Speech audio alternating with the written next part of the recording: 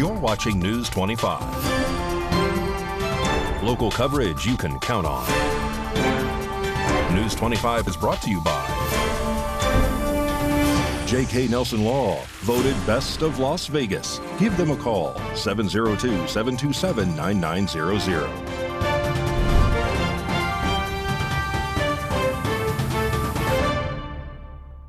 Hello and welcome to this edition of News 25. I'm Unette Gentry. Thanks for joining us on Ace Country Radio, and we're also streaming at KPVM.TV. We're also on your Roku devices. It is Thursday, February 6th. In our top story, demonstrators gather once again outside of the Trump International Hotel in protest of President Trump's controversial immigration policies. News 25 reporter Rory Rossell has this story. Demonstrators gathered near the Bellagio on Wednesday afternoon before marching to the Trump International Hotel to voice their opposition on President Donald Trump's controversial executive orders on immigration. The protesters, who have become increasingly vocal in the recent weeks, expressed their oppositions to several of the president's policies, including mass deportations of undocumented immigrants, the suspension of refugee applications, and the declaration of a national emergency at the U.S.-Mexico border. This demonstration marks the second protest outside of the Trump International Hotel in just 1 week and is a part of a larger wave of protests that have swept the Las Vegas Valley since Trump assumed office on January 20th. Police were present at the scene to maintain order and ensure that this protest remained peaceful. Ahead of the event, the Las Vegas Metropolitan Police Department issued a statement on social media reminding protesters of their rights while emphasizing the importance of adhering to local laws. LVMPD recognizes the constitutional right to peaceful protest and aims to ensure it is conducted safely and legally, the department said. They also go on to say it is important to understand which objects are prohibited, which traffic rules must be followed, and under what circumstances a protest may become illegal or dispersed by authorities. Despite the police presence, the demonstration remained peaceful, with participants continuing to express their opposition and concerns over Trump's policies and how they affect communities and families around the country. I am Rory Rossell reporting for News 25. Thanks, Rory. And members of the U.S. House of Representatives caucus held a news conference on Thursday vowing to fire Elon Musk, saying President Trump has given the billionaire much too much power over taxpayer money. News 25 has the details on this story. Members of the U.S. House Progressive Caucus held a news conference on Thursday vowing to fire Elon Musk, saying President Trump has given the billionaire too much power over taxpayer money. At the press conference, members of the caucus criticized Musk's role in pushing for cuts to government spending and personnel. I'm Greg Gassar. I'm proud to be chair of the Congressional Progressive Caucus, and today we're here to say with one voice, fire Elon Musk. An unelected, unaccountable billionaire now has seemingly unlimited powers over Americans' private data and over Americans' taxpayer dollars. The controversy also escalated with reports that Musk's associates accessed the Treasury's federal payment system. Additionally, Musk has proposed eliminating the Consumer Financial Protection Bureau, a key agency that has returned billions to the public. In the last week alone, Elon Musk has seized control of the U.S. Department of Treasury's payment system, exposing Americans' most personal financial information, has shuttered the U.S. Agency for International Aid, USAID, putting the lives of millions of people at risk across the world, and threatened the National Oceanic and Atmospheric Administration, undermining our work to combat the climate crisis.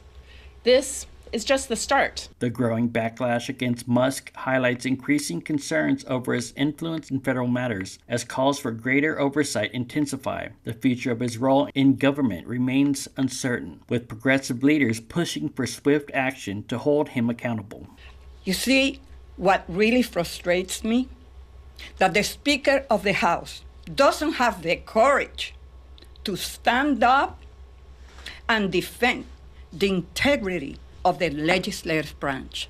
Well, I am not going to go silently without fighting and to say and to remind that this is not only unethical, it's illegal, and it is unconstitutional. And turning back now to more local news, continuing our coverage on the North Las Vegas officer who was unfortunately shot and killed earlier this week. A candlelight vigil will be held tonight in honor of the fallen officer. The North Las Vegas Police Department have identified the officer who was tragically killed in a shooting on Tuesday as police officer Jason Roscoe, age 46. Roscoe, a dedicated public servant and a father of 2 sons, had been with the North Las Vegas Police Department for 17 years. Officer Roscoe, who was recognized for his exemplary service during his tenure in Traffic Division, returned to patrol in 2024. He earned the Explanatory Service Award for his significant achievements in challenging conditions. Roscoe now leaves his 2 sons, 9-year-old Grayson and 4-year-old Andrew. A funeral service will be held at Central Christian Church, although the exact time and date have not yet been disclosed. In honor of Officer Roscoe, law enforcement agencies across southern Nevada participated in a procession on Wednesday to transport his body from the Clark County Coroner's Office to a funeral home in downtown Las Vegas. A candlelight vigil in his memory will be held on Thursday, February 6th at 5:30 p.m., located at Liberty Park in North Las Vegas City Hall. Don't grab that remote. It is Black History Month, and we're highlighting celebrations all over Las Vegas and at the College of Southern Nevada when News 25 returns.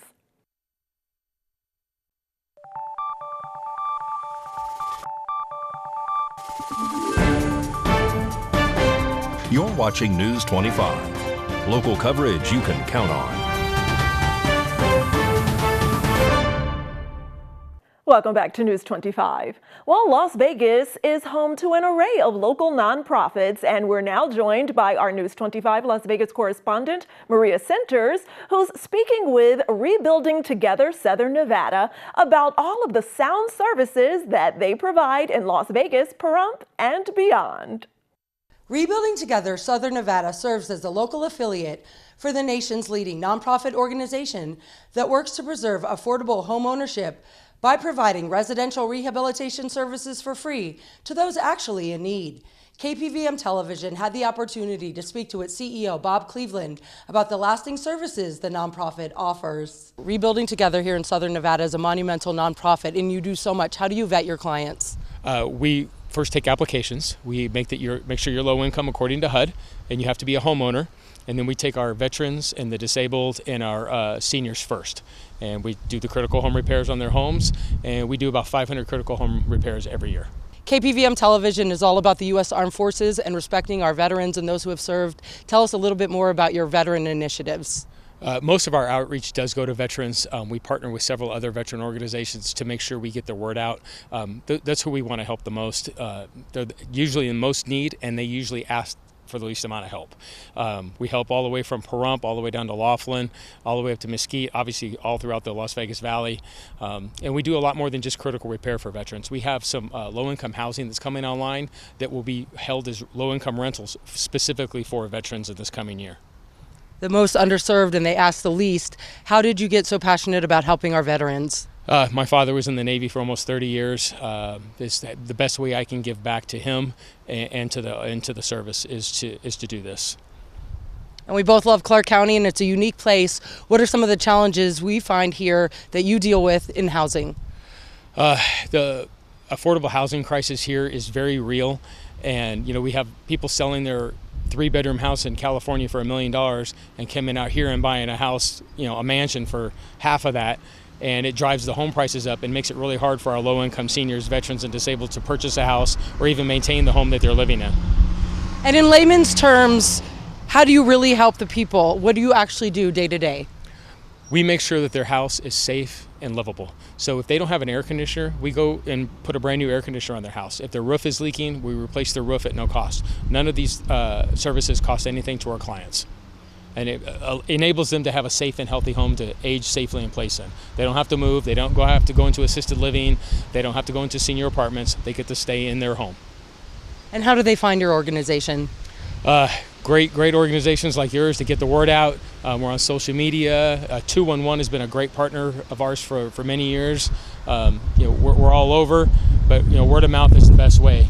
It's especially with the veterans, they don't trust a lot of people. So other veterans letting their friends know that, yeah, this is for real. There's no charge. We're going to make a big difference in your life. We really hope that you can tune in for tomorrow evening's broadcast for part 2 of our interview with Rebuilding Together Southern Nevada.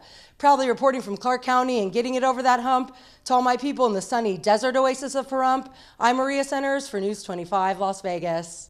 Turning now to sports, VGK is in a match right now on the ice in the Garden State. All that and more with Mikey Ruhan.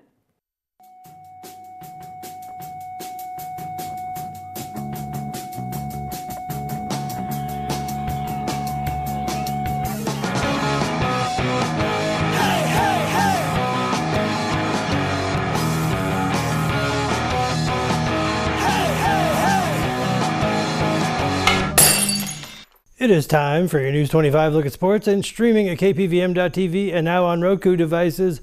Vegas Golden Knights in action right now. They're trying to snap a 4-game losing streak. They're in New Jersey taking on the Devils. UNLV Lady Rebels have started another winning streak by beating down Utah State 89-51 in Logan, Utah. Meadow Rowland led UNLV with 16 points, while McKenna Brackens added 14 points. After a cancer scare, Dick Vitale will make his comeback for Saturday's Duke and Clemson game, marking the 85-year-old's first broadcast since the 2023 National Championship game between UConn and San Diego State. And Pahrump Valley Trojan boys basketball are at Boulder City this evening. JV is in progress, varsity at 6:30. And that's your look at sports on News 25. Thanks, Mikey. And now here's Josh Osborne from Great Computer Deals with this week's Tech Tick about whether or not you should keep your computer on or turn it off. Hey guys, Josh Osborne here with Pahrump's own Great Computer Deals, and it's time for another quick tutorial. We have a user submitted question, and they asked, Josh, should I turn off my computer when I'm not using it? Great question. My answer to that would be yes, no, and sometimes. Let's talk a little bit more here.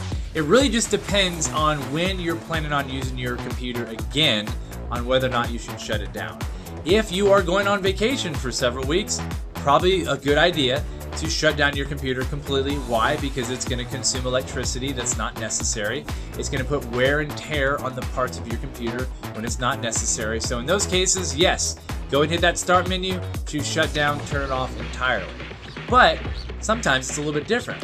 What if you are going to bed for the evening, but you're going to get up in the morning and you're going to get right back to that game of solitaire and you need it again? In that case, what I'd recommend is putting your computer into sleep mode. So basically what that means is instead of hitting your start menu and choosing shut down, hit sleep and put your computer into a hibernation where it's on, but it's not using as much electricity. It's not putting the wear and tear on those parts quite as much. Now, if you're planning on using your computer in a couple minutes and you go grab some lunch or a drink and you come right back, in that case, you want to go and have your screensaver enabled. That way it's not burning in the image of your computer into your flat screen monitor. We all love a good screensaver, and the best part is when you come back, you just move your mouse, wakes it right back up, and you're right back to use. So it's really personal preference with these kind of things, and there's no real wrong answer. It just comes down to what works best for you. And while we're on this kind of topic of power consumption, one question I get all the time as well is, Josh, on my laptop, if I leave it plugged in all the time, will it preserve my battery? And the short answer to that is no. Your battery is a consumable item. If you've ever taken a battery apart, it's basically a bag of chemicals that dissipates over time regardless of whether or not you're using that battery or not. So you're not going to save yourself a new battery down the road by just keeping it plugged in, because why? That battery is wearing down anyway. So the best answer is to get the value out of your battery, use it, because it's going to dissipate anyway. Anyway, I hope that answers some of the questions you guys have. Keep sending in more. Feel free to contact us via email, call us, stop in our store, submit your question, and we'll be sure to get it on the next quick tutorial. Thank you guys so much for watching. We'll catch you on the next one.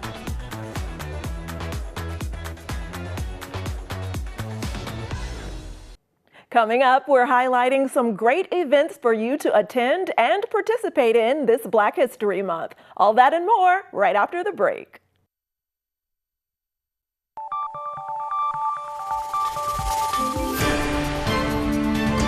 You're watching News 25. Local coverage you can count on. News 25 is brought to you by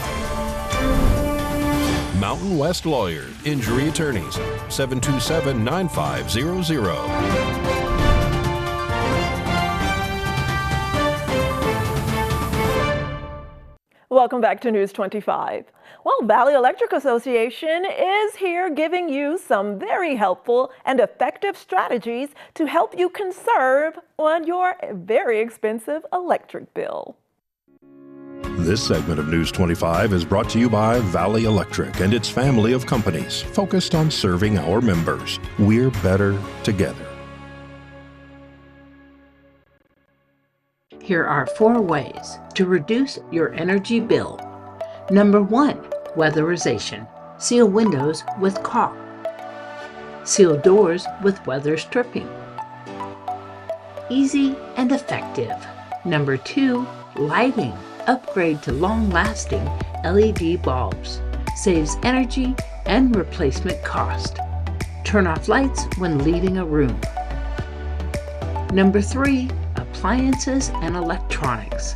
Purchase energy-efficient appliances and electronics. Use smart power strips to eliminate energy waste. Number 4, washing clothes and dishes. Only wash full loads. Run appliances during the evenings when energy demand is lower. Reducing energy use saves you money and helps our environment. For more information, contact Valley Electric Association. You can give us a call at 775-727-5312 or find us on the web at vea.coop.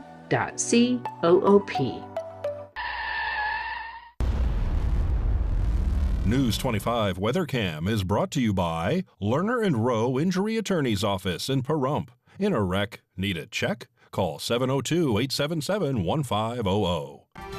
Time to take a look through our Lerner and Rowe weather cam and look at those fluffy clouds rolling through over the mountains.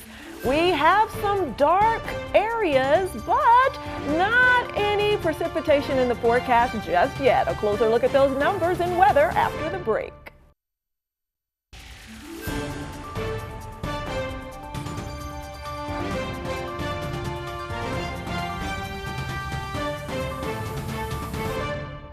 Good evening, Nevada. I'm Kaylee Bentler in the News 25 Weather Studios, here for my 100th weather report and sadly also my last one. Let's check out our regional weather. Up in Fernley, South 48, 51 in Fallon, 47 Carson City, 52 Tonopah, 53 Goldfield, 64 Beatty, 69-degree weather twins for Amargosa and Las Vegas, and 81 in Death Valley. But over at our paradise of Pahrump, we're currently seeing clear skies at 64 degrees. We had a high of 66 earlier, winds south 16 miles per hour, humidity 38%, and the sun rose at 6:40. But we watched it go away this evening for a beautiful sunset at 5:16 p.m. Expect humidity at 59%, winds southeast 17 miles per hour, with a low of 53, and those clouds are making a comeback. Let's check out our weekend. We are in for a windy one. We have a wind advisory until 7 p.m. tomorrow. Seeing 69 degrees over the weekend, 64-degree weather twins, and sunshine. And then we go to the lower 60s, and then we really take a dip to 54 degrees on Wednesday, seeing heavy clouds rolling in for Thursday at 58 degrees. And that is your look at the weather. Just want to say thank you to the team here and everyone around Pahrump who has given me nice words. It was a pleasure to do this for you, and thanks for letting me tell the weather to you every evening. That's your look at the weather. Back to the desk. Here's Unit. Thanks so much, Kaylee, and we say goodbye to you and thanks for all of the great work you've done here at KPVM.